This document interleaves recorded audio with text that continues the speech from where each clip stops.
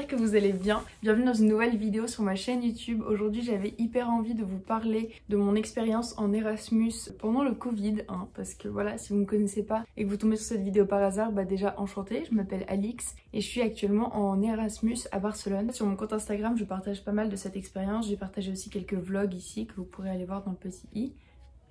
Et on me demande souvent comment ça se passe la vie ici malgré le Covid, est-ce que c'est quand même sympa de faire un Erasmus pendant le Covid ou est-ce que c'est vraiment hyper décevant. Donc comme vous l'aurez vu dans le titre, on va parler de faire un Erasmus en période de pandémie mondiale. Rien que ça. Du coup je voulais commencer par vous expliquer rapidement comment j'ai fait mon Erasmus. Donc en fait moi je suis en école de commerce à Paris et dans le cursus de mon école qui est en 5 ans, il y a une période d'Erasmus qui est obligatoire, on doit partir minimum 6 mois à l'étranger. Et du coup pour ça l'école se base sur nos notes qu'on a eues en France, donc pendant les premières ou pendant les 2 premières années on peut partir soit en deuxième soit en troisième année en échange. Et en fonction de nos notes on est classé du premier de la promo au dernier. Il y a énormément de destinations possibles et moi par exemple quand j'ai voulu partir potentiellement en deuxième année, j'étais classée 300e. Du coup, il n'y avait plus Barcelone quand ils ont appelé mon nom, parce qu'en fait, ils appellent ton nom dans l'amphi. Je me suis dit, bah en fait, je me vois pas partir vraiment en dehors de l'Europe parce qu'il y avait énormément de destinations possibles. Moi, je me voyais pas du tout partir en dehors de l'Europe, donc je me suis dit, bon, j'attends l'année prochaine, c'est pas grave. Et du coup, pendant ma deuxième année, ils avaient pris en compte mes notes du début de la deuxième année et du coup j'ai été classée 206e. J'étais archi contente parce que du coup quand ils ont appelé mon nom, il restait une place pour Barcelone. Donc en gros moi dans mon école à l'IESEC c'est vraiment en fonction de nos notes, c'est un peu à la méritocratie. C'est-à-dire c'est celui qui va avoir les meilleures notes en France qui va pouvoir partir où il veut parmi toute la liste des échanges possibles. Moi j'étais 206e sur plus ou moins 700-800 personnes et du coup j'ai eu encore une place pour Barcelone. Et je sais qu'il y a d'autres écoles où ça se passe pas comme ça du tout. Donc pour ça je vous conseille vraiment de vous renseigner auprès de votre école parce que ça dépend vraiment d'une école à l'autre. Ensuite je voulais vous parler un peu de la situation en Espagne actuellement. Alors la situation de la Catalogne actuellement, je vais vous la lire. En ce moment, la Catalogne a décrété une fermeture par périmètre et seule l'entrée dans le territoire pour des motifs justifiés est permise. Pour plus d'informations, veuillez consulter les recommandations officielles de votre gouvernement. L'entrée des voyageurs en provenance du reste de l'Union européenne est sans obligation de quarantaine. J'ai par exemple une amie qui allait voir son copain en Italie, elle n'a pas eu de soucis, elle s'est pas fait contrôler, mais elle avait quand même un certificat de médecin au cas où on lui demande qu'est-ce que tu fais en Italie, bah elle avait un certificat comme quoi elle venait voir un médecin. Du coup si j'ai bien compris, je crois qu'on est confiné en Catalogne en ce moment. Je vous avoue que moi du coup je compte rester à Barcelone, je compte pas faire beaucoup d'allers-retours en France parce que il faut faire un test PCR en arrivant en France et en arrivant ici et le test PCR en France est remboursé. Mais le test PCR ici, je ne pense pas qu'il soit remboursé. Et du coup, pour ceux qui viennent d'arriver sur ma chaîne, en gros, moi j'ai commencé mon Erasmus en septembre. Donc je suis restée septembre-octobre. C'était hyper cool, tous les bars étaient ouverts, les restaurants étaient ouverts toute la journée, le soir aussi. Il y avait vraiment une super bonne ambiance, même si bon, les bars on pouvait pas vraiment danser, il n'y avait pas de boîte de nuit. Le Covid était bien présent, mais on le sentait, on va dire, beaucoup moins. Je sais pas si ça vous a fait ça aussi, mais même cet été, j'avais l'impression que le Covid n'existait plus. Tout allait bien et là, on a eu un gros retour à la réalité. Fin octobre, et je crois que c'est à partir du 15 octobre, un truc comme ça, que les restaurants ont fermé complètement pendant 2 semaines il me semble. Et du coup moi j'étais en mode mais... Bref, je sais plus ce que je disais. Du coup vers le 15-20 octobre en gros tous les restaurants ont fermé. Et du coup, il y avait beaucoup moins de vie sociale quand même, on va pas se le cacher. J'ai eu peur qu'il y ait un confinement et à l'époque, je vivais chez mon oncle et ma tante qui sont expatriés ici, où ils avaient la place de m'héberger. Ils ont proposé de m'héberger le temps que je trouve un appart, donc c'était hyper sympa. Comme j'étais chez mon oncle et ma tante et que j'avais peur qu'il y ait un reconfinement, je me suis dit bah c'est quand même pas très cool si je me confine en plus chez eux, déjà que je squatte un peu tout le temps. Et du coup, je me suis dit bon, je vais quand même rentrer en France et du coup, je suis rentrée vers fin octobre. J'ai fait le 2e confinement en France, donc ça c'était vraiment hyper fun de faire les cours en ligne en France. Bah forcément les cours en ligne c'est beaucoup plus facile de décrocher. J'ai passé tout le mois de novembre en région parisienne chez la famille de mon copain et ensuite en décembre bah c'était la période de Noël qui allait arriver, donc je me suis dit bon je vais rester un peu en France, voir comment la situation évolue. Tout ça pour vous dire que j'ai passé septembre-octobre à Barcelone, il a fait ultra beau, ultra chaud, c'était hyper sympa. Et aussi ma rentrée début septembre c'était hyper sympa parce que c'était une sorte de journée d'intégration. Du coup j'ai rencontré toutes les personnes qui étaient en Erasmus avec nous, il y avait des Allemands, une Italienne, des Norvégiennes il me semble. Et c'était vraiment ultra cool et du coup c'était vraiment une super occasion de rencontrer tout le monde parce qu'on a visité le campus tous ensemble, on a eu un amphi tous ensemble. Et ensuite, on est allé déjeuner ensemble et on s'est baladé un peu dans la ville. Et ça, je vous conseille vraiment si vous allez en Erasmus. Si vous pouvez faire les cours en présentiel, assister aux événements de présentation, etc. Tout ce qui est événements d'intégration, il faut y aller parce que c'est là qu'on rencontre tout le monde. Moi, c'est vraiment là où j'ai rencontré les gens avec qui j'ai passé la plupart du temps. J'ai rencontré tous les Erasmus qui étaient avec nous et ensuite, on a fait un groupe WhatsApp et à chaque fois que quelqu'un était chaud pour faire un truc, il mettait sur le groupe WhatsApp et du coup, tout le monde était au courant. Et c'est comme ça que j'ai vraiment pu profiter quand même malgré le Covid.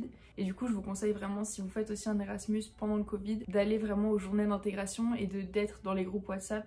Il y a plein de groupes WhatsApp, de groupes Facebook aussi, de tous les gens qui sont en Erasmus ici. Et je pense dans toutes les villes, donc du coup n'hésitez pas à faire ça. Sur Instagram, je vous ai dit que j'allais filmer cette vidéo, je vous ai demandé si vous aviez des questions. Et il y a une question qui est revenue qui est en gros, est-ce que tu as fait des rencontres? Est-ce que tu as pu quand même profiter des gens ici? Est-ce que tu as rencontré de nouvelles personnes? Et du coup, comme je vous ai dit, franchement, la journée d'intégration, ça m'a sauvée. Heureusement qu'elle était là parce que du coup, c'est là où on a rencontré les gens. Tout le mois de septembre, on était en physique et après, pour le coup, en octobre, on a basculé en ligne, on avait tous nos cours en ligne. Et c'est pour ça que j'étais vraiment contente d'avoir pu rencontrer les gens au moins en septembre. Que j'ai quand même rencontré des nouvelles personnes et que c'était hyper cool. Après, je vais pas vous mentir, je pensais quand même que j'allais pouvoir rencontrer plus de gens, notamment plus d'Espagnols. Moi, j'ai mes cours en fait avec des Espagnols. Et du coup, c'est vachement bien parce que j'ai rencontré une fille espagnole qui est adorable, qui a sa mère qui est française mais son père est espagnol. Et voilà, globalement, dans vos cours aussi, essayez, si vous avez des projets de groupe et tout, de vous mettre avec des locaux. On m'a aussi demandé, est-ce que tu as quand même progressé en espagnol? Alors, la réponse est peut-être. Non, honnêtement, j'ai envie de dire non, mais je pense que oui, parce que je parle dans ma tête en espagnol. Alors, je sais pas si vous faites ça, mais moi, c'est comme ça que j'ai réussi à vraiment m'améliorer en anglais. Je trouve que pour s'améliorer dans une langue, ce qui est le plus efficace, c'est de se faire des dialogues dans sa tête. Alors ça peut paraître complètement taré, je sais pas s'il y a d'autres gens qui font ça ou si je suis la seule. Je me fais des dialogues dans ma tête qui n'ont pas de sens. Je parle de recettes, je parle du temps qu'il fait, coucou j'ai 20 ans, etc. Je trouve que ça m'aide vachement parce que du coup, en anglais j'ai plus ce truc de réfléchir en français et ensuite devoir traduire. En anglais j'ai plus trop besoin de faire ce switch. Mais en espagnol j'ai carrément besoin, donc genre je commence par me dire la phrase en français et après j'essaie de trouver les mots et du coup ça m'aide quand j'ai besoin de dire ces phrases pour de vrai à quelqu'un, bah je les ai entre guillemets déjà répétées un peu dans ma tête et du coup c'est assez fluide quand même. Je pense que je suis quand même beaucoup plus fluide qu'en arrivant. En arrivant j'étais tétanisée, j'étais en mode gracias, grazie mille, genre je savais même plus comment il fallait dire les trucs parce que l'espagnol, même si j'en ai fait depuis la 4e, c'est toujours la matière que tout le monde a pris pour la rigolade en mode bon l'espagnol c'est vraiment le dernier truc qu'on fera si on a le temps dans la liste des devoirs, tu vois, c'était vraiment le truc bon pas indispensable quoi. J'ai pas vraiment pris cette matière au sérieux et je trouve ça hyper dommage parce que bah moi j'ai un bon niveau d'anglais et je suis hyper contente de ça et je trouve que les langues c'est ultra cool, c'est ultra important de pouvoir dialoguer avec d'autres personnes et les Espagnols ici honnêtement ils parlent pas tous très bien anglais, surtout les personnes âgées. Limite souvent les Espagnols ils parlent mieux français qu'anglais, enfin pas les jeunes hein. Les jeunes dans mon école ils parlent super bien anglais mais les personnes âgées franchement ils parlent souvent ils ont pris des cours de français plus que d'anglais quoi. Je trouve que c'est aussi une question de respect quand t'arrives dans un pays d'essayer de t'accoutumer un minimum et de faire un peu des efforts. Enfin moi je sais que quand je suis à Paris j'aime bien, je sais que c'est un peu chiant et je passe peut-être pour la relou en disant ça, mais moi j'aime bien quand les gens disent juste genre bonjour et après ils switchent en anglais parce qu'ils savent pas parler en français et je comprends tu vois. Mais rien que le fait de faire le petit effort, genre moi quand je vais en Grèce, je dis toujours les mots, les petits mots, tu vois, les petits mots genre bonjour, merci, s'il te plaît. De temps en temps je les case dans la langue où je suis. Et je trouve que c'est quand même vachement sympa, ça montre que tu fais un minimum effort, les gens ils sourient, ils sont en mode ah trop chou, elle essaye et tout, même si c'est pas le bon accent et tout, tu vois, genre juste le fait d'essayer, je trouve ça cool. Du coup moi je me suis dit dès que je suis arrivée l'espagnol, j'ai trop envie de progresser et je suis aussi venue à Barcelone pour ça. Alors après ce qu'il faut savoir c'est qu'à Barcelone ils parlent catalan et espagnol parce que Barcelone est en Catalogne et qu'il y a beaucoup de personnes ici qui sont indépendantistes qui voudraient que la Catalogne soit indépendante. Et du coup par exemple je voulais regarder l'autre jour la télé en espagnol parce que je trouve que c'est un super moyen de regarder les médias YouTube en espagnol. Je me suis abonnée à une chaîne YouTube que je vous mettrai dans la barre d'infos si vous voulez regarder. C'est une fille espagnole trop chou, j'aime beaucoup l'écouter, ça me fait travailler encore une fois. Et je voulais écouter la télé, les infos en espagnol. Et j'ai allumé la télé, c'était en catalan quoi. Faut savoir que les Espagnols ils disent que le catalan c'est un mélange entre le français et l'espagnol. Et en vrai je suis un peu d'accord parce que par exemple s'il vous plaît en catalan ça se dit si us plat. Par exemple merci ils le disent merci en catalan aussi. Donc il y a pas mal de mots qui ressemblent etc. Mais honnêtement avec l'accent et tout c'est difficile à comprendre je trouve le catalan. Du coup bah forcément quand c'est à la télé le catalan je suis en mode mais c'est vraiment différent de ouf de l'espagnol donc c'est pas trop la langue que j'ai envie d'apprendre à la base. Donc encore une fois j'essaie de faire les petits mots de liaison, la base de cette langue là aussi.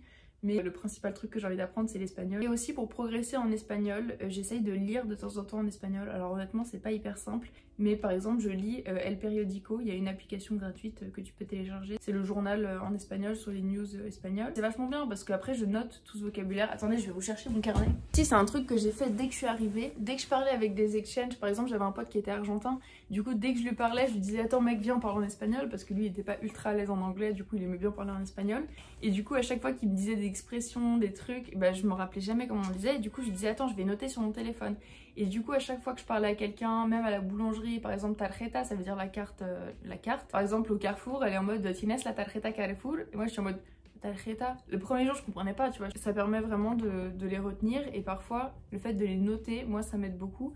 Du coup dès que j'entendais un mot dans la rue que je le connaissais pas, etc., je le notais dans mon appli note, vous savez l'appli note du téléphone quoi. Et en fait c'était vachement bien, j'avais une liste de vocabulaire longue comme le bras, et en fait je la relisais jamais, genre juste j'ajoutais les mots que je connaissais pas, je les traduisais quand je rentrais chez moi, mais par contre je les relisais jamais, donc en fait ça me permettait pas vraiment de les apprendre. Du coup là je me suis dit que j'allais prendre mon petit carnet, et dedans j'ai noté du coup tous les mots que j'ai appris récemment, et je les ai divisés par catégorie, donc j'ai les noms. Ensuite j'ai noté verbes, parce qu'il y a des verbes que je ne connais pas. Par exemple avec un ami qui se reconnaîtra s'il regarde la vidéo, on était au Carrefour, on voulait essayer les trottinettes électriques. Et on a dit au vendeur est-ce possible traer las patinetas? Le mec nous a regardé genre c'est-à-dire, parce qu'en fait traer ça veut dire apporter, amener, donner. Pour lui on disait est-ce que c'est possible d'apporter les trottinettes, enfin ça voulait rien dire quoi. Et le mec était en mode mais je ne comprends pas ce que vous dites.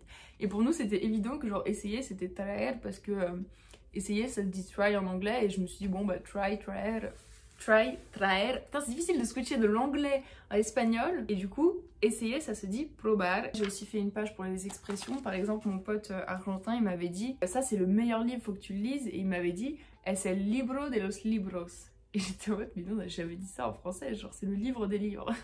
Ou alors on dit c'est le meilleur livre de tout ce que j'ai lu. Et c'est assez marrant de se rendre compte de toutes les différences qu'il y a entre les langues. Moi j'adore apprendre des langues, donc franchement je suis trop contente. Voilà, c'est pour ça que ce carnet, honnêtement ça m'aide beaucoup, et je vous conseille de faire la même chose si vous voulez apprendre une langue et que vous êtes dans un pays que vous connaissez pas, de noter dès que vous avez un nouveau mot, de le noter dans votre téléphone, de chercher, parce que moi du coup j'ai pas beaucoup de 4G, donc je cherchais quand je revenais chez moi les traductions. Je trouve que c'est un super moyen d'apprendre l'espagnol. Et dernier moyen que je voulais vous partager, c'est dans le métro, dans la rue, dans le bus, dans tout ce que vous voulez, je ne mets pas d'écouteurs. Je n'écoute pas de musique, j'écoute pas de podcast, j'écoute... Ça peut paraître encore une fois très bizarre. Vraiment, je vais passer pour une psychopathe dans cette vidéo. C'est pas grave les gars, je vous donne mes vrais tips. Je vais pas mentir non plus. Hein. Dans le métro, dans le bus, etc. j'écoute les gens parler. C'est super parce que du coup, vous entendez les gens comme ils parlent dans la vie de tous les jours, avec leur accent, avec la vitesse, hein, parce qu'ils parlent super vite les Espagnols, on est au courant. Moi je trouve que c'est un super moyen de se familiariser avec la langue, avec la prononciation aussi. Donc voilà, je vous conseille de faire ça aussi. Et on m'a demandé enfin s'il y avait quand même une vie étudiante.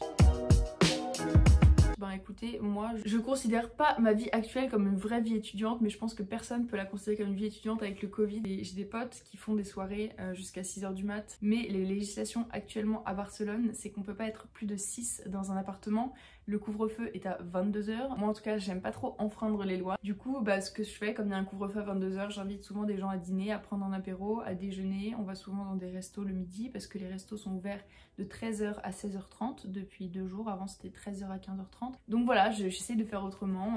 On fait des pique-niques sur la plage, c'est bien aussi. En vrai il fait hyper beau ici, il fait 15 degrés, donc je sais qu'en France il neige et tout. La vie étudiante je dirais pas que elle est au top du top, c'est-à-dire que même en septembre-octobre c'était pas une vraie vie étudiante barcelonaise dans le sens où il y avait pas de boîte, mais les métros ils fermaient genre à minuit. Là du coup il y a plus de bars d'ouvert du tout. Du coup voilà, je dirais pas que c'est une vraie vie étudiante, mais je dirais quand même que je profite à fond de cette ville, que j'en profite pour apprendre vraiment l'espagnol. Comme je vous disais, j'essaie vraiment dès que je peux de parler espagnol, quand c'est pour commander au resto, genre quand c'est même au Carrefour, je demande tout le temps, dès que je sais pas où est un truc, je demande à une dame. Ça m'oblige à parler espagnol, à expliquer le produit si je connais pas exactement le mot. Pour résumer, je suis quand même hyper contente d'être en Erasmus ici à Barcelone avec le Covid. J'ai quand même réussi à trouver un appart et ça, c'est trop cool. Je trouve un appart hyper bien placé dans le quartier gothique, donc à côté de la place Catalunya. Je suis hyper contente d'être ici dans ce quartier parce que c'est exactement le quartier que je préfère de tout Barcelone. Je trouve qu'il est hyper animé.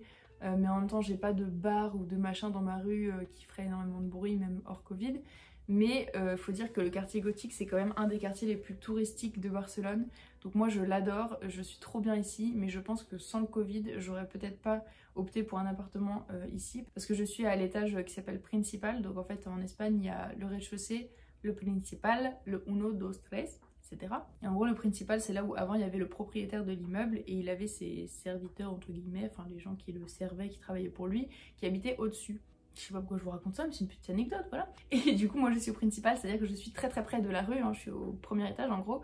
Et du coup, je pense que s'il n'y avait pas eu le Covid, il y aurait eu énormément de bruit de valises, énormément d'animations tout le temps, même la nuit, j'aurais jamais pu dormir, je pense. Donc je sais pas si j'aurais choisi cet appart s'il n'y avait pas eu le Covid. Je sais qu'on a beaucoup de chance, on a déjà les restos ouverts le midi, donc honnêtement, je me considère comme très chanceuse d'être ici. Et je profite à fond, je suis là normalement jusqu'au mois de juin ou juillet. Il faudrait que j'essaye de trouver un stage, mais comme vous le savez, hein, je pense que vous êtes dans la même galère que moi. Trouver un stage en ce moment, c'est juste l'enfer.